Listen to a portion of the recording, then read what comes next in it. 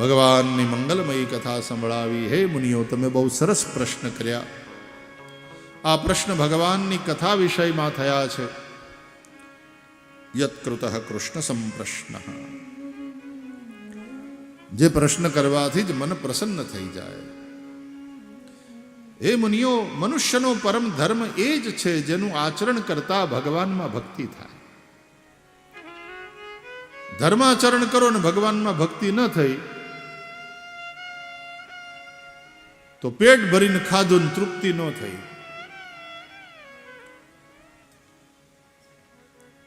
शरीर को पोषण मिला ही नहीं. वो कुछ लोग कहते हैं ना कि हम खाते तो बहुत है, हमारी खुराक हमारा आहार वो कम नहीं है, लेकिन पता नहीं खाया पिया लगता नहीं है. हिंदी भाषीओ आવું बोले કે ખાયા पिया लगता, ખાધેલાનું લોહી થતું નથી, પાણી થઈ જાય. એમ ધર્માચરણ કરો અને જો ભગવાનમાં ભક્તિ ન થઈ, શ્રમ એવ હિ કેવલમ, ભગવાનમાં ભક્તિ કરાવે એ જ ખરો ધર્મ. અને એ ભક્તિ થકી ભગવાન અવતરિત થાય છે.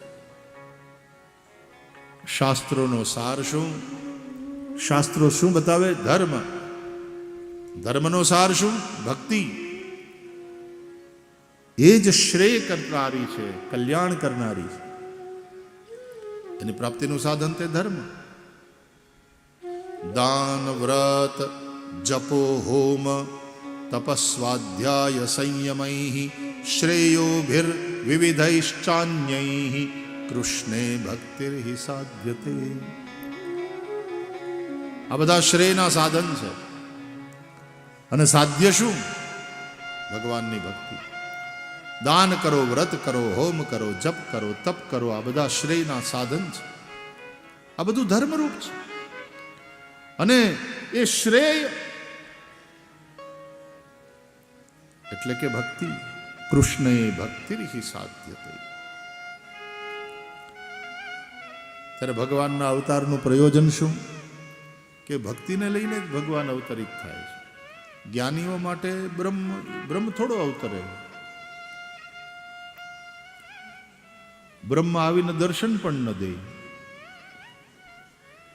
એટલે જ્ઞાની એને બ્રહ્મ સાક્ષાત્કાર એટલે બ્રહ્મથી પોતાનો આત્મા અભિન્ન છે, હું એ જ છું, આવો અનુભવ, એ જ બ્રહ્મ સાક્ષાત્કાર. બ્રહ્મૈવાહમ. પણ ભક્તને તો દર્શન કરવાની ઈચ્છા છે, એટલે ભક્ત માટે ભગવાન અવતાર લે છે. બ્રહ્માનંદજી કહે છે, ભક્ત હેતુ હરિરૂપ બનાયા. ભગવાન ભક્તોને માટે આવે છે. રામચરિતમાનસમાં પણ ભગત ભૂમિ ભૂ સુર સુર વિસુર હિત લાગી કૃપાલ કરત ચરિત ધરી મનુજ તનુ સુનત મિટી જગ જાલ. ભક્તોને માટે આવે, ભૂમિને માટે આવે, ભૂસુર બ્રાહ્મણોને માટે આવે, સુરભી ગાયોને માટે થઈને આવે. ભગત ભૂમિ ભૂસુર સુરભી ઓર સુર દેવતાઓના કામને કરવા માટે થઈને ભગવાન આવે. અવતાર. આવા 24 અવતાર થયા એની કથા છે શ્રીમદ ભાગવતમાં. પ્રથમ અવતારે ભગવાન સનતકુમાર બન્યા, બ્રહ્મચર્યનું પાલન કર્યું. બીજા અવતારે ભગવાન વરાહ બન્યા, પૃથ્વીને જળમાંથી બહાર કાઢી. જે પૃથ્વી ઉપર મનુ અને શત્રુપાનું ગાર્હસ્થ્ય જીવન શરૂ થયું અને માનવ સૃષ્ટિ એની શરૂઆત થઈ. ત્રીજો અવતાર દેવર્ષિ નારદનો, એ વાનપ્રસ્થીઓને માટે વિષ્ણુ સંબંધી તંત્રનો ઉપદેશ દેવર્ષિ નારદે કર્યો. નારદ પાંચરાત્ર અને એની અંદર કઈ રીતે ભગવાનની આરાધના કરવી, અર્ચના કરવી, આદિ બધું માર્ગદર્શન. નારદજી ભક્તિ માર્ગના આચાર્ય કહેવાય છે. ચોથો અવતાર તે નરનારાયણનો, અને સંન્યાસીઓ માટે, એટલે સંન્યાસીઓ નરનારાયણને ભજે, એની આરાધના કરે. નરનારાયણ ભગવાન તપસ્યા કરે છે. બદ્રિક આશ્રમમાં ભગવાન નરનારાયણ તપસ્યામાં લીન છે. સંન્યાસ એટલે સમ્યક ન્યાસ એટલે ત્યાગ. એટલે ત્યાગ તો કરવાનો, પણ ત્યાગ નહીં પછી ભૂલી જવાનો. જો ત્યાગ યાદ રહે ને તો એનો ત્યાગ એ યાદ રહે. છોડ્યું એ યાદ રાખો તો હું છોડ્યું એ યાદ રહે. એટલે પછી ત્યાગનો ત્યાગ, એનું નામ સંન્યાસ. એટલા માટે તો ગોત્ર બદલાઈ જાય, નામ બદલાઈ જાય, પછી ઘર સાથે પરિવાર હારે કોઈ નાતો નહીં. ઘણી વાર તો માણસ પ્રદેશ છોડીને જ વયો જાય, હાવ અજાણ્યા પ્રદેશમાં ઉતરી જાય, બિલકુલ નિતાંત અકેલા. બધું જ છોડી, જરૂર પૂરતા કપડા. એ સંન્યાસી વધારે પુસ્તકો સાથે નહીં, કમંડલ, જ્યાં ભિક્ષા મળી જાય લઈ લેવાની. એ પાછું સ્વાદ રહિત ભોજન કરી પેટ ભરી લેવા. બાકી તપસ્યામાં રથ. ભગવાન નરનારાયણનો આ ચોથો અવતાર સંન્યાસીઓના આરાધ્ય તરીકે છે. પાંચમો અવતાર ભગવાનનો થયો એ કપિલ અવતાર. સાંખ્ય શાસ્ત્રનો ઉપદેશ કર્યો. ષડ દર્શન છે આપણે ત્યાં, એમાં સાંખ્ય દર્શન એને મોટા ભાગના સૌથી પ્રાચીન દર્શન માને છે. એના આચાર્ય છે કપિલ ભગવાન. પાંચમો અવતાર. છઠ્ઠો અવતાર દત્ત અવધૂત, દત્ત દિગંબર. અત્રિ અનસુયાને ત્યાં ભગવાન દત્ત પ્રગટ થયા. એમણે પ્રહલાદને, અલર્કને, યદુને જ્ઞાનોપદેશ કર્યો. સાતમો અવતાર યજ્ઞાવતાર. રુચિ ઋષિને ત્યાં ભગવાન આકુતિ માતાથી યજ્ઞ સ્વરૂપ પ્રભુ પ્રગટ થયા. ગૃહસ્થોને યજ્ઞ કરવાનું કહ્યું. આઠમો અવતાર તે ઋષભદેવનો.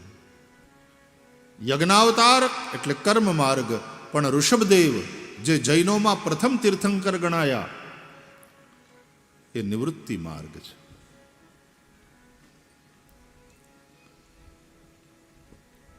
આઠમો અવતાર વૈષ્ણવોનો ઋષભદેવ. કેસરિયાજી છે ને, અમદાવાદથી આપણે નાથ દ્વારા જઈએ, કેસરિયાજી અથવા ઋષભદેવ વૈષ્ણવોનો આઠમો અવતાર છે. જૈનોમાં પ્રથમ તીર્થંકર છે, એટલે વૈષ્ણવો અને જૈનો બધા ત્યાં પૂજા કરે. ભગવાન ઋષભદેવ આઠમો અવતાર ભાગવતના અનુસાર. નવમો અવતાર એટલે પૃથુ ભગવાન. રાજાના ધર્મ શું તે ભગવાન પૃથુએ સમજાવ્યું. રાજ્ય વ્યવસ્થા કેવી હોવી જોઈએ, શાસન ધર્મ સાપેક્ષ હોવું જોઈએ કે ધર્મ નિરપેક્ષ, આ બધી જ ચર્ચા શ્રીમદ ભાગવતના પૃથુ પ્રકરણમાં છે. અવતાર તે મત્સ્ય નારાયણ. 11મો કૂર્મ અવતાર. 12મો ધન્વંતરી અવતાર. 13મો મોહિની અવતાર. આ બધા સમુદ્ર મંથનના સમય થયા. ભગવાન મોહિનીએ દૈત્યોને છેતરીને દેવોને અમૃત પાયું. ભગવાન છેતરવાનું કરે, ભગવાન છેતરે. એ તો ગોપીઓ કહે છે કે અમને છેતરી ગયો કાળિયો ઠાકર.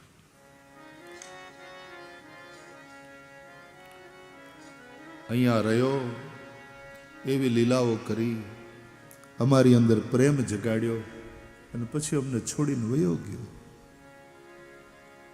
છેતરી ગયો. वो छलिया है,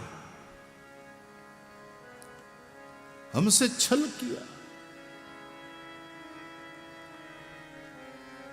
અને ભગવાને મોહિની રૂપ બનાવી દૈત્યો સાથે છલ કર્યું, દૈત્યોને છેતર્યા અને દેવોને અમૃત પાયું. ભગવાનનું આ છેતરવું એ જગતને માટે કલ્યાણકારી છે. જગતનું જેમાં કલ્યાણ થતું હોય, આપણો કોઈ સ્વાર્થ ન હોય, એ રીતે કોઈને છેતરવું જે કલ્યાણકારી હોય, ભગવાન કહે છે છલમ છલયતામસ્મી, આવી રીતના છલ કરનારાઓનું જે છલ છે એ હું છું. ક્યારેક છેતરવાનું નિર્દોષ હોય, ઘણા પતિઓ નથી છેતરતા પત્નીઓને, એ નિર્દોષ હોય ત્યાં સુધી વાંધો નહીં.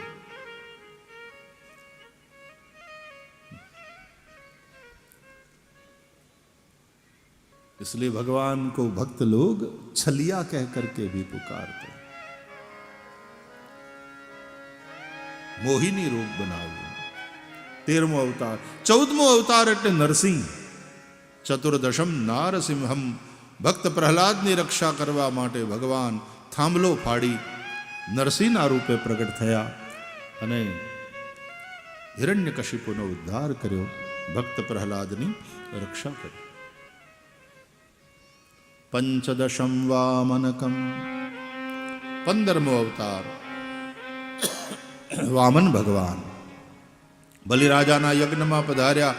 3 ડગલા પૃથ્વી માગી, 2 ડગલામાં બલિનું બધું લઈ લીધું, 3જા ડગલામાં બલિને લઈ લીધા. 16મા અવતારે અધર્મી શાસકોને રાજાઓને જોઈ અને ભગવાન આવેશાવતાર પરશુરામ પ્રગટ થયા. એમણે અધર્મી રાજાઓને દંડ દીધો, ભૂમિને નક્ષત્રી કરી. વિપુલ બાર મહિદેવ નિધિની. આ ભગવાનનો આવેશાવતાર છે. પરશુરામ ચિરંજીવ છે. અશ્વત્થામા, બલિ, વ્યાસ, હનુમાનશ્ચ વિભીષણ, કૃપ, પરશુરામશ્ચ સપ્તૈતે ચિરજીવિન. એનો અર્થ એ છે પરશુરામ એટલે બગડેલી શાસન વ્યવસ્થાને જોઈને સજ્જન પુરુષોનો જે આક્રોશ ઊભો થાય, સંગઠિત સજ્જનોનો આક્રોશ, એ પછી આવા શાસકોને દંડ આપે. અને સમયે સમયે બનતું રહે છે, વિશ્વના ખૂણે ખૂણે બનતું રહે છે. પરશુરામ ચિરંજીવ છે, પણ એ આવેશ અવતાર છે. એવો આવેશ આવે, ક્રોધ આવે, ગુસ્સો આવે કે આ ભ્રષ્ટ વ્યવસ્થાને આપણે બદલવી જ પડશે, ભલે એના માટે મરવું પડે તો મરશું, બલિદાન આપશું, પણ આ ભ્રષ્ટ વ્યવસ્થાને બદલવી પડે. ચાણક્યએ નહોતી પ્રતિજ્ઞા કરી ત્યાં સુધી હું ચોટલી નહીં બાંધું. સત્તા બદલી નાખી એક બ્રાહ્મણે. પરશુરામ આવેશાવતાર છે.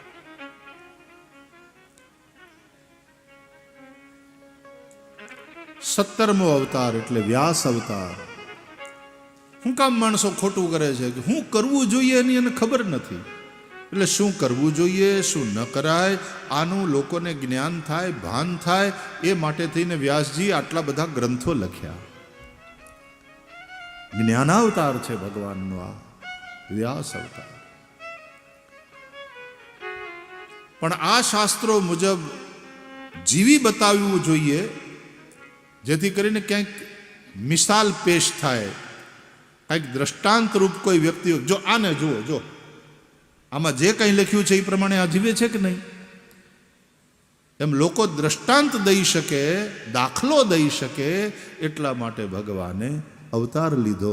એ રામ અવતાર 18મો, જે સાક્ષાત ધર્મની મૂર્તિ છે. રામો વિગ્રહવાન ધર્મ. 19મો અવતાર એ બલભદ્ર અને શ્રી કૃષ્ણ રૂપે, કે ધર્મની સંપૂર્ણ મર્યાદા સાથે જીવતા જીવતા પણ આનંદ અને ઉત્સવમય જીવન કેવી રીતે જીવાય એ કૃષ્ણ પરમાત્માએ સમજાવ્યું. તો બલદાવ અને શ્રી કૃષ્ણ 19મો અવતાર. 21મો બુદ્ધ, 22મો કલ્કી એ થશે એવું આમાં લખ્યું છે. અને આપણા માટે અત્યારે બુદ્ધ થઈ ગયા, કલ્કી હવે થશે. એટલે આપણે કલ્કીની રાહ જોવાની રહી. આપણે હજી એક અવતારની રાહ જોવાની છે. રાહ જોતા જોતા જોતા ઘણાની ધીરજ ખૂટે ને તો એ પોતે જ કલ્કી થઈ જાય. બોલો કે તમે જેની વાટ જુઓ છો તે અમે પોતે, આવી ગયા છે, પોતે ભગવાન બની જાય. એટલા માટે પછી જે પાખંડ ચાલુ થાય ને, એટલે કવિ છોટમે એના ઉપર પ્રહાર કર્યો કે પ્રભુનું નામ ધરીને કે છે હું છું ઈશ્વર આપે, એક રોમ તૂટે ના એનાથી, એક રોમ તૂટે ના એનાથી, પછી દુઃખ કોનાઈ કાપે પૃથ્વી, પાખંડે ખાધી સત્યની શોધ નથી લાગી.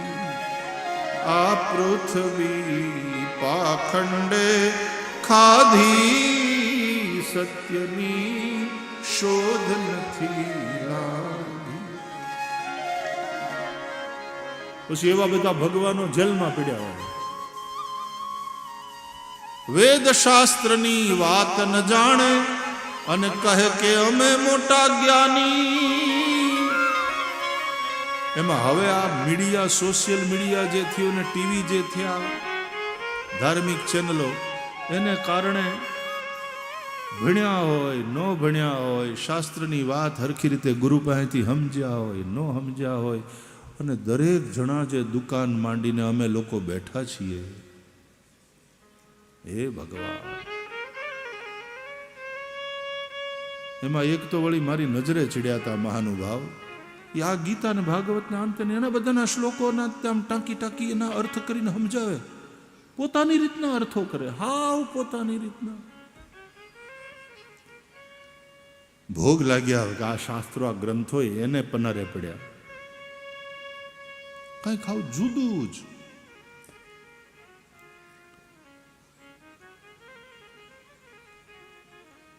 કબીરને ભગવાન પરબ્રહ્મ માનવાની વાત. અરે કબીરદાસજી પોતે પાખંડના એટલા વિરોધી હોત ને તો એને થપ્પડ મારી હોત પેલી, એ ચૂપ થા. કબીરદાસજી કી ક્યા બાત. જે પાખંડ ઉપર કબીરદાસજીએ પ્રહાર કર્યા છે, એવા એવા અર્થો કરે. વેદ શાસ્ત્રની વાત ન જાણે કહે કે અમે મોટા જ્ઞાની. એ શંકરાચાર્યને અજ્ઞાની સાબિત કરવા ઉપર ઉતરી આવ્યા છે મહાનુભાવ. જેલમાં પડ્યા છે અત્યારે. વેદ શાસ્ત્રની વાત ન જાણે કહે કે અમે મોટા જ્ઞાની. કહે છોટમ આવા ઢોંગી ગુરુથી, કહે છોટમ એવા દંભી ગુરુથી, ધર્મની થઈ છે હાની પૃથ્વી, પાખંડે ખાધી સત્યની શોધ નથી લાવી. આ પૃથ્વી પાખંડે ખાધી સત્યની શોધ નથી લાવી. સત્યની શોધ નથી લાવી. સત્યની શોધ નથી લાવી. એમાં અટાણે દયા ખાવા જેવું હોય તો ભારતની ગભરું, ભોળી, ભાવુક, ભક્તિવાળી, શ્રદ્ધાળુ જનતાની દયા ખાવા જેવું છે. એવું ચાલુ થયું છે કે એમાં સત્યની શોધ નથી લાવી. ધર્મની જે મકાનને ઉધાઈ લાગે ને, એ બહુ ખતરનાક. એમ ધર્મની ઇમારતને પણ આ પાખંડની ઉધઈ લાગે. ધર્મને માટે પાખંડ ઉધઈ જેવો બહુ ખતરનાક, ધર્મને બહુ નુકસાન કરે. અધર્મ જેટલું નુકસાન નથી કરતો એટલું આ પાખંડ રૂપી ઉધઈ એ નુકસાન કરે છે ધર્મ.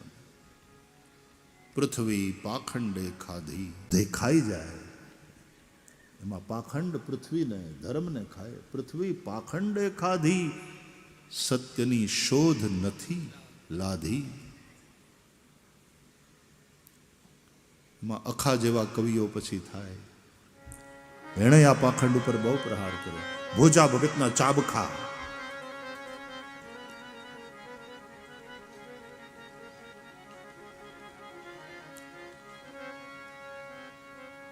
સત્યની શોધ નથી લાધી.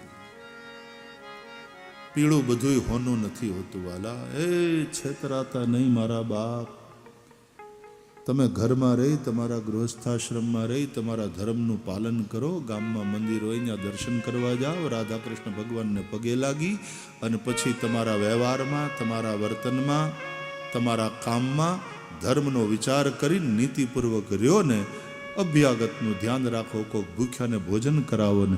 પૈસા ભગવાને નીતિથી કમાવ્યા હોય ને એમાંથી વધારે આપ્યા હોય તો ક્યાંક બે પૈસા હારા માર્ગે ખર્ચો.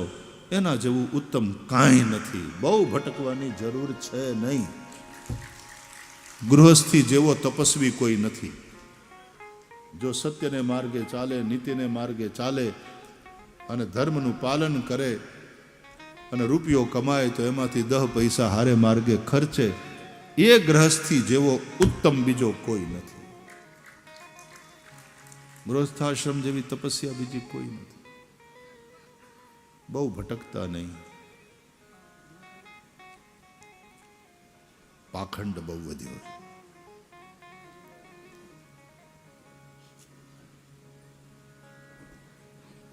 ભગવાન બુદ્ધના વિશે પણ ભાગવતમાં જે રીતે લખ્યું છે એ જુદી રીતે લખ્યું. બુદ્ધના અવતારો પણ ઘણા વિદ્વાનો અલગ અલગ માને છે. આપણી પરંપરામાં આપણે બુદ્ધને બ્રાહ્મણ અવતાર રૂપે બ્રાહ્મણને ત્યાં પ્રગટ થયા, નહીં તો સિદ્ધાર્થ ગૌતમ હોય ક્ષત્રિય.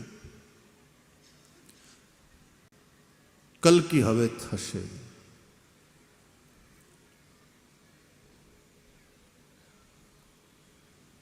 એટલે હજી એક અવતાર થવાનો, અને એ કલ્કી આવી જાય પછી વાત પૂરી. એ લાસ્ટ તો કે ના, એવું નથી. ભાગવત કહે છે અવતારા યસંખ્યેયા. અવતાર અસંખ્ય છે. એટલે કોઈ લાસ્ટ અવતાર જેવી વાત સનાતન ધર્મમાં નથી. મુસલમાન ભાઈઓ એમ માને છે કે મોહમ્મદ પૈગંબર સાહેબ એ છેલ્લા પૈગંબર છે, હવે આના પછી કોઈ પૈગંબર નહીં આવે. આવી ઇસ્લામની માન્યતા છે. એટલે પછી એમાં એણે જે કહી દીધું એ ફાઇનલ એમ. એટલે ત્યાં કન્ફ્યુઝન નથી. એ વાત સાચી અને સારી છે, પણ બદલવાય તૈયાર નથી. હવે કોઈ પરિવર્તન માટે તૈયાર નથી. એ પાછી ગડબડવાળી વાત છે. જ્યારે સનાતન ધર્મની એ ટકી રહ્યો છે એનું કારણ કે સમય પ્રમાણે જે પરિવર્તન જરૂરી લાગે એ કોઈને કોઈ ઓલિયા પુરુષ આવી અને એ પરિવર્તન કરતા હોય છે, એનો રસ્તો બતાવતા હોય. ગૌતમ બુદ્ધે આવીને એક પરિવર્તન કર્યું, એક રસ્તો બતાવ્યો. તો એના પછી ભગવાન શંકરાચાર્ય પ્રગટ થયા, એમણે વળી પાછું પરિવર્તન, એક રસ્તો બતાવ્યો કે હવે આ રસ્તે નહીં, આ રસ્તે હાલો. આ રસ્તો તો કે ચોમાહામાં ધોવાઈ ગયો છે, અહીંથી થોડું લાંબુ પડશે 10 કિલોમીટર, પણ આ રસ્તો સારો છે. એમ જાણકાર માણસ બતાવે તો એ પ્રમાણે આપણે કરીએ ને. અથવા તો આ રસ્તે વધારે ટ્રાફિક છે, ત્યાં ફસાશો, આમથી નીકળો.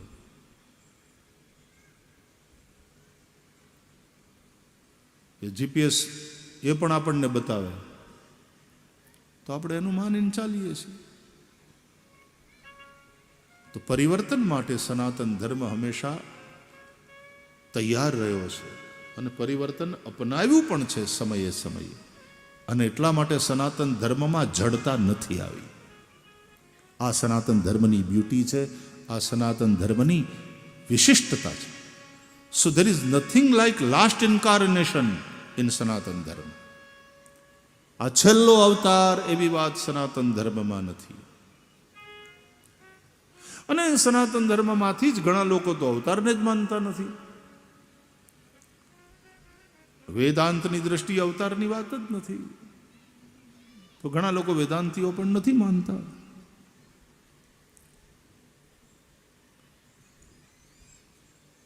ભગવાન તરીકે સ્વીકાર કરે અમુક દિવ્ય, પણ એને એક મહાપુરુષોના રૂપમાં, દિવ્ય વિભૂતિઓના રૂપમાં. પણ અવતાર અને મૂર્તિ પૂજાની વાત નથી સ્વીકારતા. પણ એ છે તો हिंदू धर्मનો જ એક पार्ट, एक विचारधारा. तो हमने कहा ना, यहाँ अलग अलग विचारधारा, कोई एक को पकड़ करके हम नहीं बैठ गए हैं. और परिवर्तन के लिए एक लचीलापन, बदलाव के लिए हम सदा तैयार रहते हैं. इसलिए सनातन धर्म की ये ब्यूटी है और इसलिए सनातन धर्म टिका हुआ.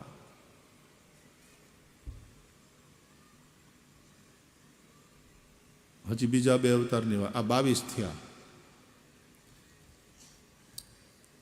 એમાં ભગવાનના સ્થૂલ અને સૂક્ષ્મ આ બે રૂપ, અથવા તો આમાં હજી હરિ અવતારની વાત ના આવી, હંસ અવતારની વાત નથી આવી, હયગ્રીવ અવતારની વાત નથી આવી. આમ તો તમે ગણો 25ની બહાર નીકળી જાય, કારણ કે અવતાર અસંખ્ય. આ અવતારની કથા જેમાં છે તે શ્રીમદ ભાગવત. એની રચના ભગવાન વેદવ્યાસે કરી, પોતાના દીકરા શુકદેવને ભણાવ્યું.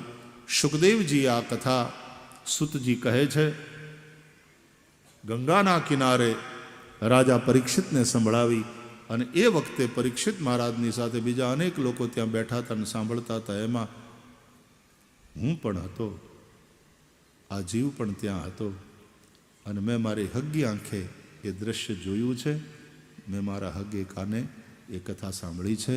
અને હે ઋષિઓ, એ જ કથા હવે હું નિમિત્ત બની અને તમને સંભળાવી રહ્યો છું. આટલું જ આ કહ્યું. ઓહો હો હો હો, સુતજી ધન્ય છો તમે, તમે ત્યાં હતા, તમે એ દ્રશ્ય જોયું છે, તમે સ્વયં ખુદ સુખદેવજીના મુખે આ કથા સાંભળી છે, ધન્ય છો તમે. અને તમારા જેવા કથાકારને અમે સાંભળી રહ્યા છીએ, અમે ધન્ય છીએ. સૂત સૂત મહાભાગ વદનો વદતાંબર, હે વક્તા શ્રેષ્ઠ સૂત, હે મહાભાગ્યશાળી, તમે અમને કહો કે વ્યાસજી આ કથાની રચના કરી એમ તમે કીધું, તો ક્યારે, ક્યાં, કોની પ્રેરણાથી અને કયા પ્રયોજનથી? તમે એમ બોલ્યા કે વ્યાસજી આ ભાગવતની રચના કર્યા પછી પોતાના દીકરા શુકદેવને ભણાવ્યું. શુકદેવ બ્રહ્મજ્ઞાની, બ્રહ્મદ્રષ્ટા મહાપુરુષ. હવે એણે કંઈ ભણવાનું, કંઈ શીખવાનું બાકી નથી રહેતું, તોય ભણ્યા કેમ? તમે એમ કહ્યું કે ગંગા કિનારે અનશન વ્રત લઈ બેઠેલા રાજા પરીક્ષિતને શુકદેવે આ કથા સંભળાવી. યુવાન ઉંમરમાં, નાની ઉંમરમાં રાજકાજ છોડી, રાજસત્તાનો ત્યાગ કરી, અન્ન જળનો ત્યાગ કરી અને ગંગાને કિનારે કથા સાંભળવા રાજા પરીક્ષિત કેમ બેઠા? એવું તે શું થયું? આ બધી વાત અમારે સાંભળવી, અમને કહો. આ પ્રશ્નના જવાબમાં પછી સુત મહારાજ આગળની કથા સંભળાવે છે. શુકદેવજી મહારાજ પધારશે અને શુકદેવજી એવી કથા સંભળાવશે કે રાજા પરીક્ષિતના જીવનમાં પરમાત્માનું પ્રાગટ્ય થઈ જશે. આપણા સૌના જીવનમાં પણ પ્રભુનું પ્રાગટ્ય થાય.